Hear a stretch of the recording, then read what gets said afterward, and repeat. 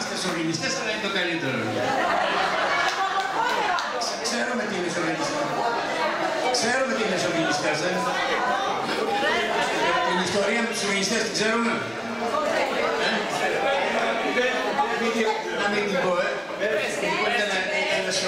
κάτω σε ένα χωριό στην Κρήτη, τέλος πάντων, ένας νεαρός φοιτητής προοδευτικών, φαντάζομαι, αντιλήψεων, να πούμε, και μιλούσε για τους σοβινιστές, οι μπίξιδες, οι σοβινιστές, να πούμε, και τα λοιπά. Και άρχισε να πείθηκε το ακροατήριο, ας πούμε, για το κακό των σοβινιστών, ξέρω εγώ, αλλά ένας ρωτάτος τον εκκλησιάζει και του λέει, μα πέμπε δεν είναι, τι είναι οι σοβινιστές. Οι σοβινιστές, μπάρμπα, του λέει, είναι αυτοί που θεωρούν πως η πατρίδα των είναι καλύτερα από την Κρήτη μας.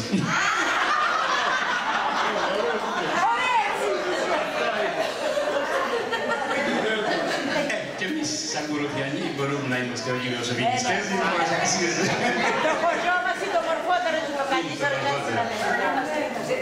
Μόνο το σαχίλι.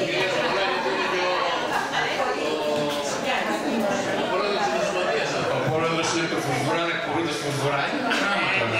Έτσι να το συζητάμε. Και άμα πιάσουμε και την Πεσάρα, είναι την πράγμα.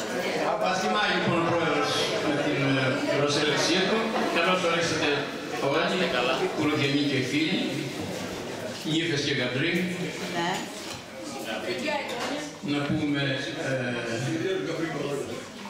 Να πούμε να περάσουν καλύτερα το 14 από το 13.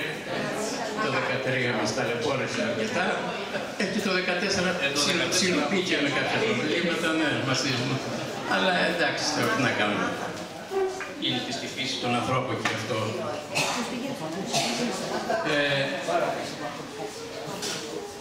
Είναι η πρώτη εκδήλωση του συλλόγου μας αυτή φέτο και είναι συνέχεια βέβαια, θα έλεγα, της δραστηριότητας που αφορά στην έκδοση του ημερολογίου.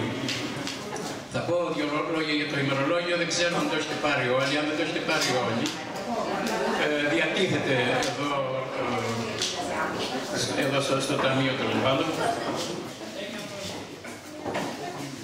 Είναι στην ουσία το θέμα ημερολόγιο ήταν μια, ας το πούμε, πρόφαση. Θέλαμε να κάνουμε κάτι σαν συνέχεια της εκδήλωσης που έχουν κάνει στις Κουρούτες για τα χόρτα της Τσιριστά, τέλος πάντων, που είναι μια ιδιομορφία του τόπου μας, είναι μια από τις καλές, τις ωραίες δραστηριότητες του τόπου μας, που αξίζουν να την προβάλλουμε, να την διατηρήσουμε, οι νεότεροι να την ξέρουν κλπ. Δηλαδή, όταν για ένα φαγητό διαλέγεις έτσι κάτω 36, 37, 38 τελικά είδη χόρτων, εδώ έχουν πει τα 36, αλλά υπάρχουν άλλα δύο τα οποία τα αποκτήσαμε μετά από την έκδοση του ημερολογίου. Είναι μια ιστορία η οποία δεν αφορά όλο τον κόσμο, αφορά έτσι το δικό μας, τα δικά μας μέρη. Κυρίως τα ορεινά, αλλά και γενικά βέβαια όλη την Κρήτη. Θέλαμε να κάνουμε κάτι ξεχωριστό, κάτι που να έχει, ας το πούμε έτσι,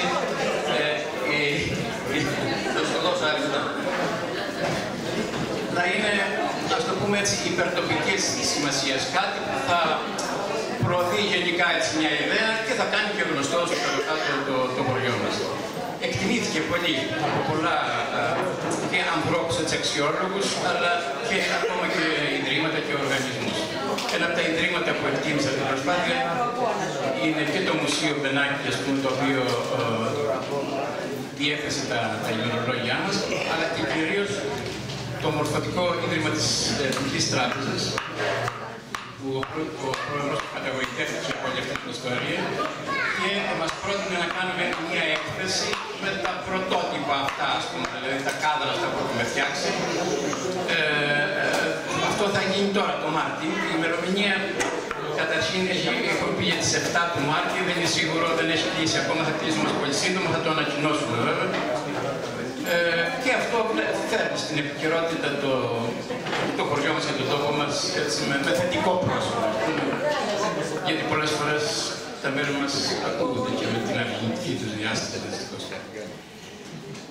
Αυτά ως προς το ημερολόγιο. Ευχαριστώ όλους τους συντελεστές Και πρώτα απ' όλα βέβαια την Αντωνία και την Μαρία τη Στεφανάκη που ασχολήθηκαν με τη συλλογή των πόρτων. Πρέπει να ευχαριστήσω τα αδέρφια Καπελώνης που λείπουν σήμερα. Δυστυχώς ο Γιώργης, που είναι και αντιπρόεδρος μας, είναι άρρωστος, και ο Κωστής είχε προγραμματίσει να ταξίδι στο Παρίσι. Δεν είμαι μαζί μας. Αλλά θα πρέπει να τους... Ναι. Αλλά θα πρέπει να τους ευχαριστήσω γιατί προσφέρθηκαν έτσι ξαφνικά εκεί που δουλεύαμε στο γραφείο αυτό το κασέτο ημερολογίου, τέλος πάντων. Ο Γιώργης που ασχολήθηκε έτσι πιο πολύ με αυτό. Ο Γιώργης Γερμανό. Ήρθαν και μου λένε ότι θέλουν να το χρηματοδοτήσουμε και αυτό ήταν μια πολύ καλή προσφορά, ας πούμε, και τους ευχαριστούμε πάρα πολύ.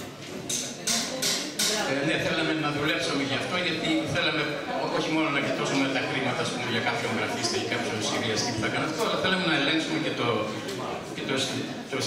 την αισθητική του περιπτώσει για να έχει μια πραγματική έτσι, προβολή υπερτοπικής σημασίας. Δηλαδή να εκτιμηθεί από ανθρώπους οι οποίοι αξίζουν να σε εκτιμούν.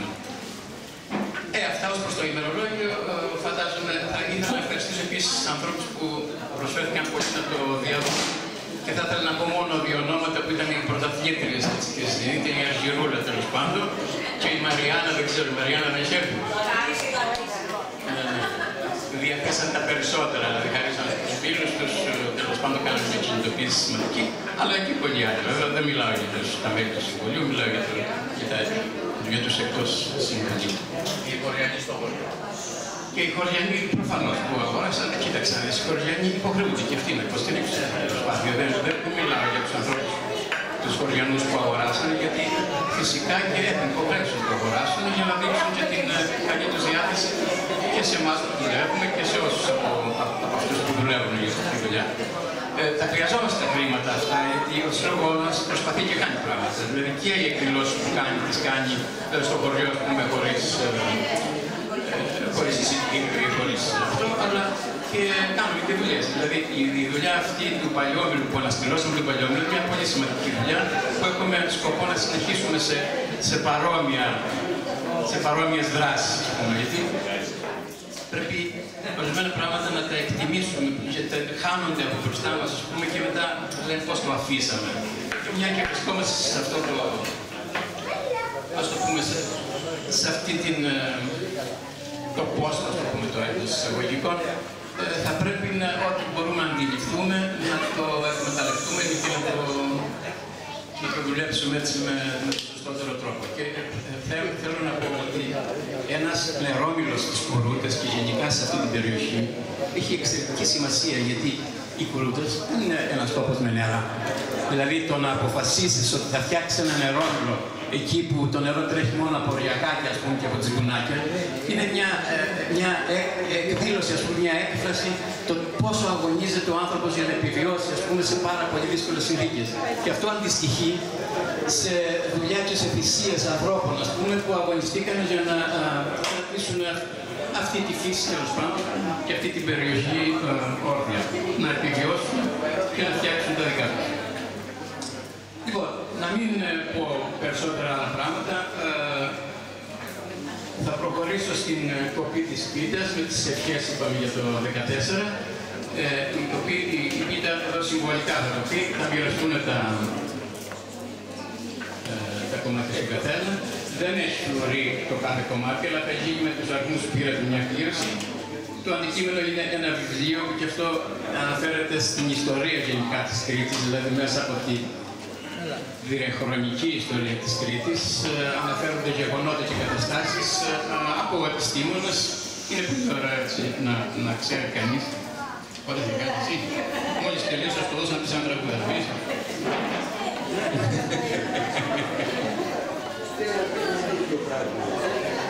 Λοιπόν, ας μην πούμε άλλα. Θα κόψουμε την πίτα και θα ευχηθώ να περάσουμε πολύ καλά. Έχουμε καλέσει ένα συγκρότημα, ένα εξαιρετικό συγκρότημα, Εδώ είναι ο Όθωνας Σοπικάκης με την παρέα, θα κάνει την παρουσίαση. Ο Ανδρέας Φασάκης στο λαγούτο.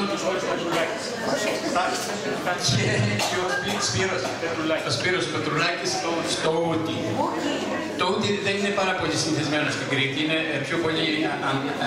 λίγο πιο ανατολίτικο όργανο από εμάς, αλλά είναι ένα πολύ μελωδικό όργανο που νομίζω πως ταιριάζει έτσι στην ιδιομορφία της κριτικής μουσικής. Και θα προσπαθήσω κι εγώ να παίξω λίγο αυτό που λέμε Μπουλγαρί.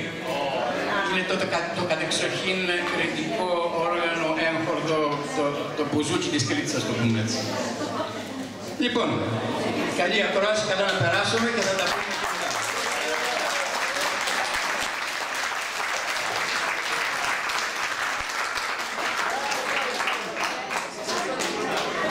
Να πω ότι στο τραπεζάκι εδώ διατίθεται και το ημερολόγιο του τοπικού συλλόγου πολιτιστικού, έχει τύπος ένα ημερολόγιο με φωτογραφίες, είναι και αυτό εδώ στο διατίθεται όποιος θέλει να το ακολουθεί, το τοπικού συλλόγου